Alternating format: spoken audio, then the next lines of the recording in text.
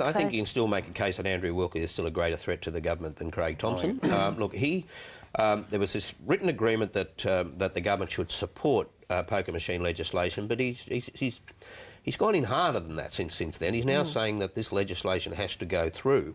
And that quote in the Herald yesterday, Phil, I mean, he said that you make these demands because the government is so vulnerable, and he's determined to see this through. His language has become harder and harder on this. But the government can't deliver. They can't. They've told him that, mate, we can't do it. We don't have the numbers. Wilkie keeps telling people with a wink and a nod, oh, we've got the crossbenchers. You haven't, mate. You're like Windsor and Oakshott don't want to go near this with a 10-foot pole.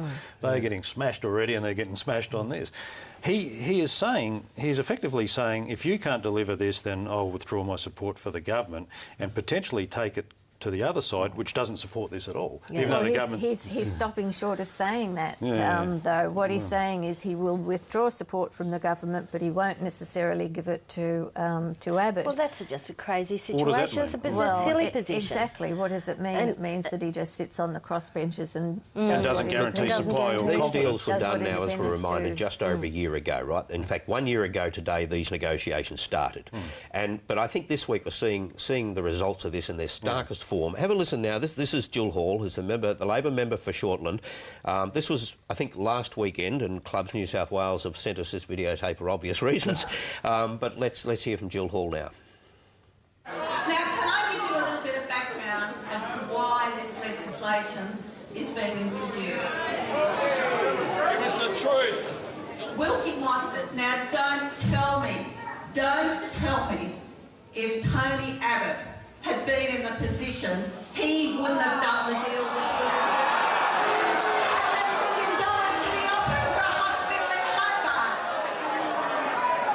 Tony Abbott would sell his soul to be a and don't you ever forget it. Okay, only 3 words matter there. Wilkie wanted it. Wilkie wanted it, and they're getting absolutely smashed out in these areas where there are huge clubs that are the centre of social activity for a lot of people, and poker machine playing goes along with it. And Wilkie doesn't give a stuff about that. As far as he's concerned, a deal's a deal. Now, Darryl Mallam is in an interesting position too for a Labor member. He's also president of the Revesby Workers Club, so he's got a bit of a conflict of interest, and he fronted up at one of these meetings as well, and this is how he explained how he's going to deal with that conflict.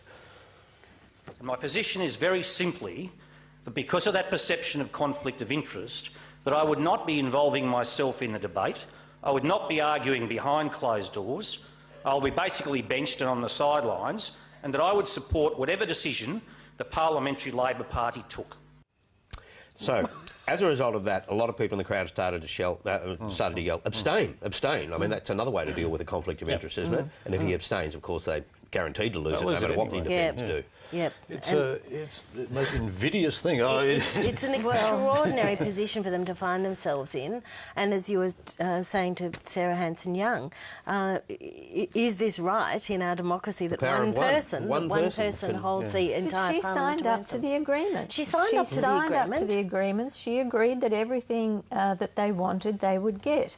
Now, maybe she should have paid a bit more attention to the time at what some of these things meant, and I don't think that's what happened because she was so, and you can't blame her for this, so intent on getting them signed up so that she could go into minority government. And despite what Jill Hall said there, I just suspect that Tony Abbott would have understood the politics of that particular issue a little better